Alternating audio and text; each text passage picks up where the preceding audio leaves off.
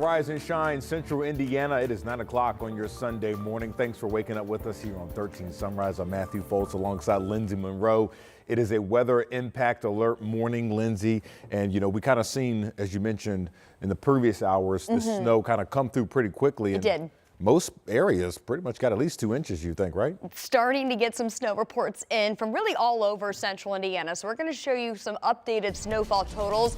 But first, I want to show you what it looks like outside. So we're going to take you down the I-74 corridor, where this is a pretty main thoroughfare down near Shelbyville, where we're seeing some snow-covered roadways still. And we have seen so many crews out around the Indy Metro trying to plow that snow that fell off of at least the main roads and lay some fresh salt down to hopefully get things cleared off. But as you can see, we still have pretty widespread snow-covered roadways, and that does include a lot of our interstates out there, even though the snow is starting to wrap up at this point.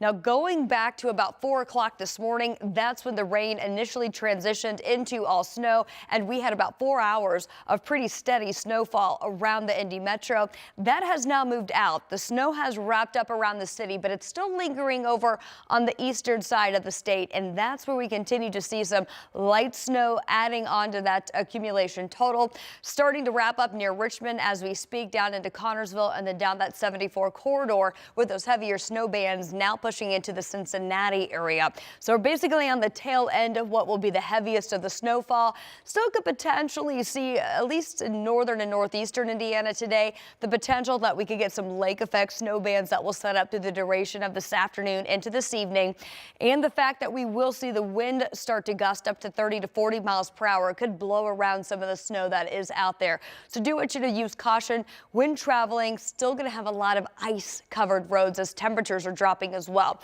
Here's a look at some of the snowfall numbers that have been reported so far. This is as of the 9 o'clock hour.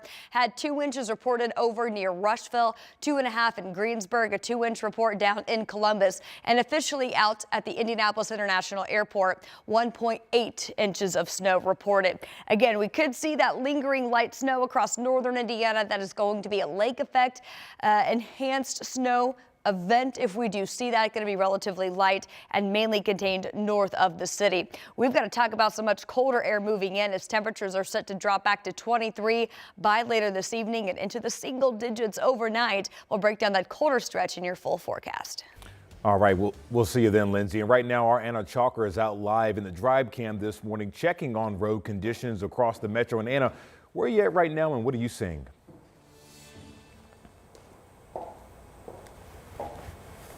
Matthew, we are here on I-70 East on our way to Greenfield right now, and I will tell you that the roads are covered in snow. There's some patches that are good, but then there's other patches that really aren't that great. If you can see in front of me right now, really a lot of where that snow is packing is especially where the lanes are. We've noticed a lot this morning that people are just kind of making their own lanes wherever they're driving. So please, lane is, be super careful as you're driving around. People this morning, take extra precaution, especially with the sun being out now. That is helping our cause because you could see a little more. But I'll tell you, when I was coming into work this morning and it was dark, no one really could tell where anyone was driving just due to how much snow was on the roads, and the visibility in front of us was pretty much little to none visibility. But again, we're on I-70 East heading our way to Greenfield right now, just checking more on these eastern counties, just kind of getting a look at what the interstates look like, also those city and side streets, because we know they may have not been treated yet just due to how fast this all came in. But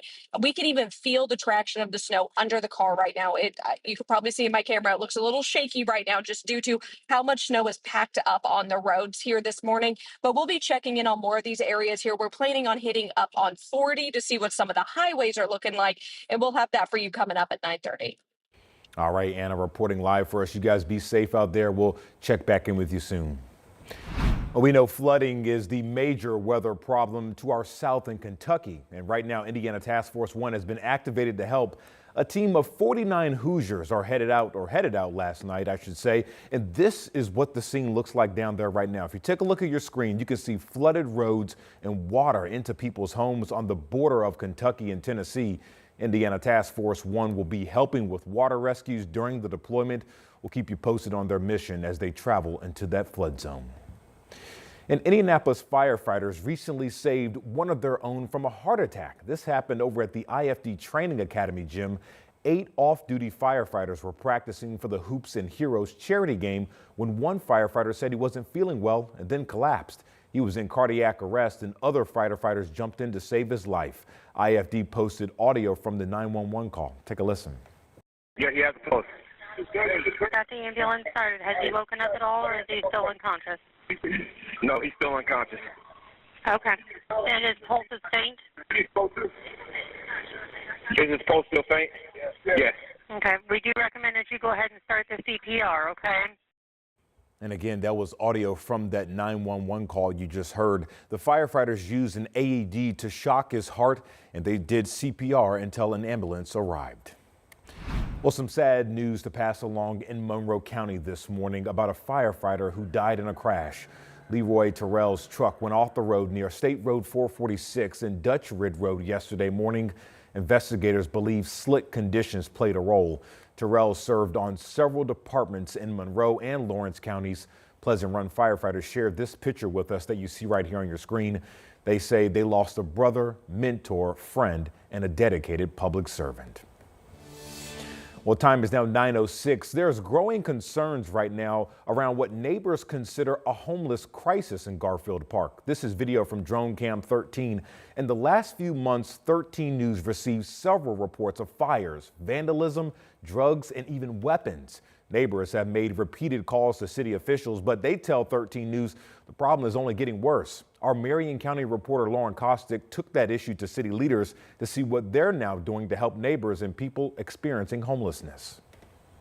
In the Garfield Park neighborhood, frustration and concern. Seeing things like public urination, defecation, bathing, and that's where things started getting really scary. Catherine Kataka and several other neighbors are begging for help after an uptick in lawless behavior they believe is connected to the unhoused population in the area. Multiple fires, unkept camps, and suspected drug use. I had to call emergency and non-emergency services for overdoses. Brandishing of weapons. I've called IMPD and nothing was done. One of the hotspots is Shelby and Raymond. Just last month, IFD was called to a vacant building fire believed to be caused by squatters. The second fire on that block within the last year. The other hotspot is the park itself along Pleasant Run Trail. Encampments and trash lining the pathway. And neighbors have shared their concerns with the city, calling 911 and the non-emergency line. And not seeing any traction is really troubling. Which is why the Neighborhood Association is now getting involved. Right, we have compassion for that, but it's very frustrating, and we're trying to find that balance because we really feel like we're caught in between. Rich Whitney says they're not the experts in fixing this problem, pleading with the city to prioritize his neighborhood. The frustration really is with the people doing the drugs, the antisocial behavior, and just not making it pleasant for anybody to live around. So 13 News sat down with Andrew Merkley. He oversees homelessness and eviction prevention for the city. There's no one answer. We're not going to be able to arrest our way out of homelessness in the city of Indianapolis. He said leaders are aware of the problem and are working on a new homeless shelter. They also started meeting weekly to discuss more immediate solutions, like offering help to those living in camps. The only problem is the city can't force people to accept that help. That's where 2 ordinances come in. The first prohibits sleeping overnight on park property. The second allows the city to close camps that are a public health and safety concern. Right now, we don't feel like it's necessary to close the camps in Garfield Park. I won't say that. Okay. We are working on solutions to get those camps cleaned up with our contractors, and to work with the neighbors who are living in those camps so that they can help maintain their camps a little bit better. IMPD's homeless unit is also involved in a statement saying, while our primary goal is to connect individuals to resources and assistance, IMPD will take law enforcement action when crimes are committed. In the meantime, leaving neighbors caught in the middle. We really need the mayor and the city to step up on this. Desperate for a solution to this complex problem. In Indianapolis, Lauren Kostick, 13 News. Now, 13 News also reached out to Indy Park since some of these camps are near Garfield Park itself. A spokesperson said they are aware of the issue and are in conversations with other city agencies. If there are concerns, they encourage neighbors to report them to the Parks Department, who will then inform IMPD and park rangers. Right now, from our 13 Investigates team, we're now learning that a bill that would require AEDs in schools is likely to die in committee.